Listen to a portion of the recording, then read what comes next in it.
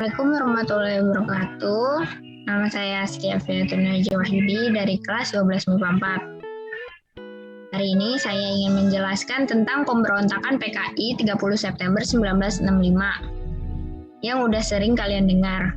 Nah, ternyata pemberontakan ini merupakan ancaman disintegrasi bangsa. Sebelumnya, disintegrasi bangsa itu apa sih?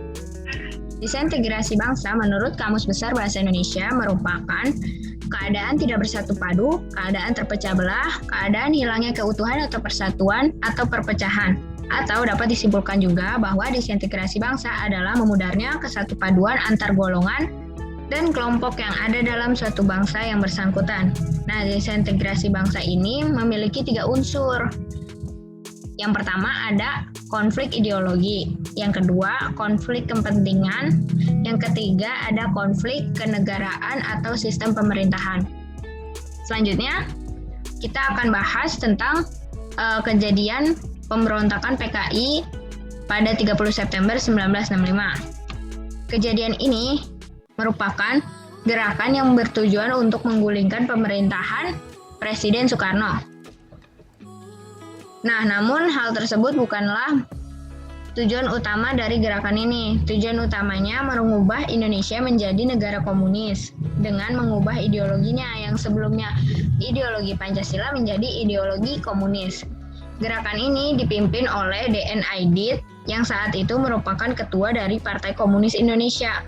Partai Komunis Indonesia berlandaskan ideologi komunis. Ideologi komunis adalah ideologi yang menentang agama. Mereka juga menentang konsep ketuhanan yang Maha Esa yang ada pada sila pertama Pancasila. Awal mula kejadian ini dimulai dengan kasus penculikan 7 jenderal oleh sekelompok pasukan. 3 jenderal dari ke-7 jenderal tersebut dibunuh di rumah masing-masing, yakni ada Ahmad Yani, M.T. Haryono, dan D.I. Panjaitan. Nah, jenderal-jenderal lainnya seperti Suprapto, S. Parman, Sutoyo, dan Abdul Haris Nasution ditangkap dalam keadaan hidup-hidup. Setelah itu, mereka dibawa ke sebuah lokasi di Pondok Gede yang dikenal juga sebagai Lubang Buaya. Korban-korban tersebut dimasukkan ke dalam lubang yang sempit dan pendek, lalu dikubur. Selain jenderal-jenderal yang disebutkan tadi, ternyata setelah di sana korban tewas bertambah. Di antaranya Bribka Karel Satsui Tubun, Kolonel Katamso Darmo Kusumo, dan Letkol Sugiono Mangun Wiyoto. Setelah mendengar pemberontakan PKI ini, pemerintah merencanakan operasi penumpasan yang dilaksanakan pada 1 Oktober 1965. Operasi ini dipimpin oleh Panglima Kostrad dengan menghimpun pasukan lainnya seperti Divisi Saliwangi, Kavaleri, dan RPKAD atau Resimen Para Komando Angkatan Darat di bawah pimpinan Kolonel Sarwo Edi Wibowo.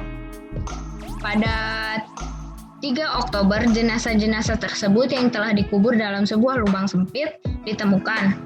Lalu, jenazah tersebut diangkat pada keesokan harinya yaitu 4 Oktober 1965 dan pemakaman dilaksanakan pada 5 Oktober 1965 di Taman Makam Pahlawan. Nah, karena tidak adanya dukungan dari masyarakat dan angkatan bersenjata, tokoh-tokoh PKI ini termasuk ketua PKI yaitu D.N. Aidit melarikan diri. Namun dengan operasi penumpasan G30 SPKI, para pemimpin dan tokoh PKI ini dapat ditangkap dan dihukum mati dengan cara ditembak. Operasi ini juga berhasil melumpuhkan kekuatan PKI. Nah, ternyata setelah peristiwa tersebut, ada hal-hal yang terjadi,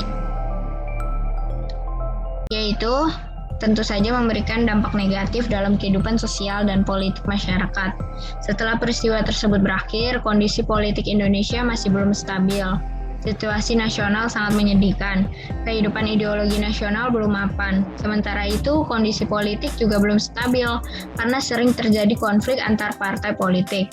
Demokrasi terpimpin justru mengarah ke sistem pemerintahan diktator. Selain itu, Dampak dari peristiwa ini, Presiden Soekarno kehilangan wibawanya di mata seluruh rakyat Indonesia. Lalu, adakah hikmah dari kejadian ini? Pasti ada. Hikmahnya adalah kita harus memahami betul bahwa kontroversi dan propaganda melahirkan kebingungan dan mengakibatkan adanya pergerakan semau diri tanpa memikirkan tentang orang lain. Terima kasih. Wassalamualaikum warahmatullahi wabarakatuh.